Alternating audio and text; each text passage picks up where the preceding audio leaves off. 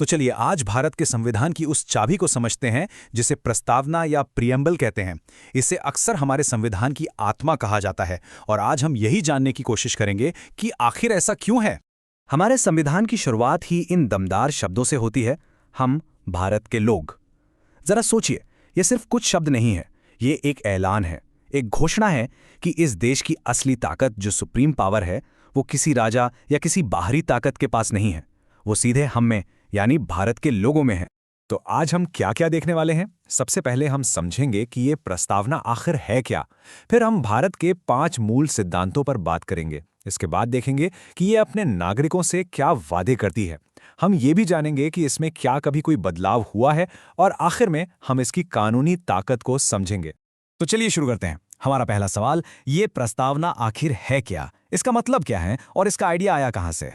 आप इसे ऐसे समझिए, प्रस्तावना एक तरह से हमारे पूरे संविधान का ट्रेलर है या फिर उसकी समरी। ये एक छोटा सा इंट्रोडक्शन है जो हमें सब कुछ बता देता है कि ये संविधान क्यों बनाया गया, इसके पीछे की फिलॉसफी क्या है और आखिर हम कैसा देश बनाना चाहते हैं। यही वजह है कि जाने माने जूरिस्ट N.A. पलखीवाला ने इसे संविधान का आइडेंटिटी कार्ड कहा था। एकदम सटीक बात है ना? तो ये आइडिया आया कहां से? इसकी कहानी भी बहुत दिलचस्प है। ये विचार आया था जवाहरलाल नेहरू के ऑब्जेक्टिव रेजोल्यूशन से। ये बात है 13 दिसंबर 1946 की। सोचकर देखिए, भारत अभी आज़ाद भी नहीं हुआ है और नेहरू जी संविधान सभा के सामने एक संकल्प रख रहे हैं।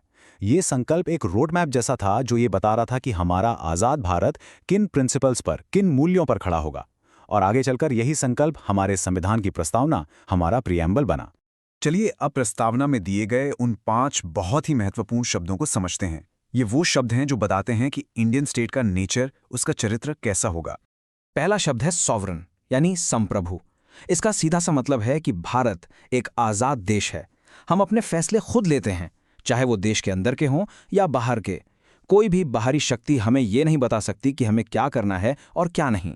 हम अपने मालिक खुद हैं। दूसरा शब्द है सोशलिस्ट यानी समाजवादी। यहां एक बात साफ कर दूं, यह शब्द प्रियम्बल में शुरू से नहीं था, इसे 1976 में जोड़ा गया था। और भारत का समाजवाद वो वाला समाजवाद नहीं है जहां सब कुछ सरकार का होता है। इसका मतलब है एक वेलफेयर स्टेट, एक कल्याणकारी राज्य। यानी सरकार की कोशिश होगी कि देश में इनकम और स्टेटस की असमानता कम हो और हर किसी को एक अच्छी जिंदगी जीने का मौका मिले। तीसरा शब्द है सेक्युलर यानी पंथनिरपेक्ष। ये शब्द भी सोशलिस्ट के साथ 1976 में ही जोड़ा गया था। सेक्युलर होने का मतलब है कि स्टेट यानी सरकार का अपना कोई ऑफिशियल धर्म नहीं होगा। सरकार की नज़र में सभी धर्म बराबर हैं। वो हर धर्म को बराबर सम्मान देगी और उसकी रक्षा करेगी। चौथा शब्द है डेमोक्रेटिक यानी लोकतांत्रिक। ये तो हम सब जानते हैं। इसका मतलब है कि सरकार लोगों द्वारा चुनी जाती है। सुप्रीम पावर यानी असली ताकत जनता के हाथ में है। हम अपने वोट के जरिए अपनी सरकार चुनते हैं। और पांचवां शब्द है रिपब्लिक यानी गणराज्य। अक्सर लोग डेमोक्रेटिक और रिपब्लिक में कंफ्यूज हो जाते हैं। रिपब्लिक का मतलब है कि देश का जो हेड ऑफ स्टेट है, हमारे मामले में प्रेसिडेंट, वो एक इलेक्टेड पर्सन होगा। वो किसी राजा या रानी की तरह हेरिडिटरी नहीं होगा। मतलब ऐसा नहीं कि उनके बाद उनका बेटा या बेटी हेड ऑफ स्टेट बनेगा। नहीं, उसे चुना जाएगा। तो ये थे वो 5 कोर वैल्यूज जो हमारे देश के कैरेक्टर को डिफाइन करते हैं। अब आगे बढ़ते हैं और देखते हैं कि हमारा संविधान अपने नागरिकों से क्या 4 बड़े वादे करता है। सबसे पहला वादा है न्याय का, जस्टिस का। और ये सिर्फ एक तरह का न्याय नहीं है, बल्कि 3 तरह का है। पहला, सोशल जस्टिस, मतलब किसी के भी साथ जाति, धर्म, रंग या लिंग के आधार पर भेदभाव नहीं होगा।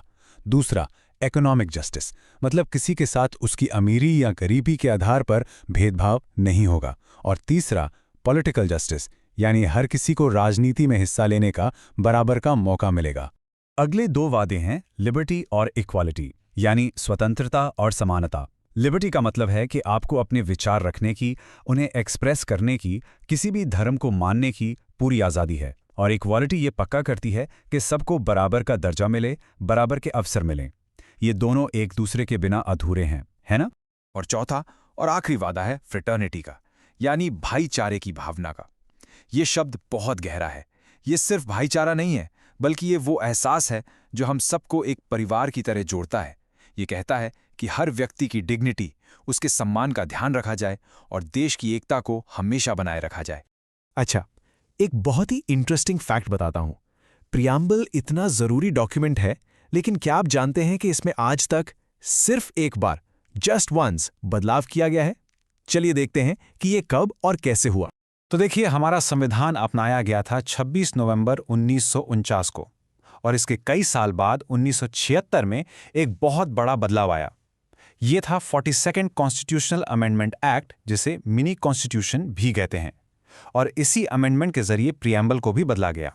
तो बदलाव क्या हुआ था, आप स्क्रीन पर देख सकते हैं। 1976 से पहले प्रस्तावना में लिखा था सॉवरेन डेमोक्रेटिक रिपब्लिक। इस अमेंडमेंट के बाद इसमें 2 नए शब्द जोड़े गए, सोशलिस्ट और सेक्युलर। तो अब ये हो गया sovereign socialist secular democratic Republic. इसके अलावा यूनिटी ऑफ द नेशन के साथ इंटेग्रिटी शब्द भी जोड़ा गया। तो कुल मिला के 3 नए शब्द जोड़े गए, सोशलिस्ट, सेक्युलर और इंटेग्रिटी। ये एक बहुत ही इंपॉर्टेंट पॉइंट है, खासकर अगर आप कॉम्पिटिटिव एग्जाम्स की तैयारी कर रहे हैं तो इसे जरूर याद रखिएगा। चलिए अब हम अपने आखिरी सेक्शन पे आते हैं, और ये सवाल बहुत ही जरूरी है। क्या प्रियम्बल की कोई लीगल पावर है? क्या आप इसे लेकर कोर्ट जा सकते हैं? आइए समझते हैं।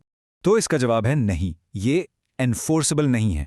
मतलब आप इसे फंडामेंटल राइट्स की तरह कोर्ट में जाकर लागू नहीं करवा सकते। अगर आपके किसी फंडामेंटल राइट का उल्लंघन होता है तो आप सीधे सुप्रीम कोर्ट जा सकते हैं, लेकिन प्रियम्बल के मामले में ऐसा नहीं है। ये एक गाइडिंग प्रिंसिपल है, एक मार्गदर्शक सिद्धांत, लेकिन ये अपने आप में कानून नहीं है। तो फिर इसकी अहमियत क्या है? इसकी अहमियत ये है कि ये हमारे संविधान की आत्मा है। ये एक गाइडिंग लाइट है। जब भी किसी कानून को समझने में कोई कन्फ्यूजन होता है तो कोर्ट्स प्रियम्बल की तरफ देखती हैं, ये समझने के लिए कि हमारे संविधान बनाने वालों का इरादा क्या था। लेकिन याद रहे, ये सिर्फ रास्ता दिखाती है, ये खुद कोई शक्ति का सोर्स नहीं है। तो आखिर में मैं आपको एक सवाल के साथ छोड़कर जा रहा हूं। हमने कहा कि प्रस्तावना संविधान की आत्मा है, तो सवाल यह है कि क्या आप शरीर को बदले बिना आत्मा को बदल सकते हैं? इस पे जरूर सोचिएगा। आज के लिए बस इतना ही। देखने के लिए धन्यवाद। अगर आप इसी वीडियो के बेस्ट क्वालिटी नोट्स चाहते हैं तो इस टेलीग्राम चैनल को ज्वाइन करें। चैनल का लिंक डिस्क्रिप्शन बॉक्स में दिया गया है।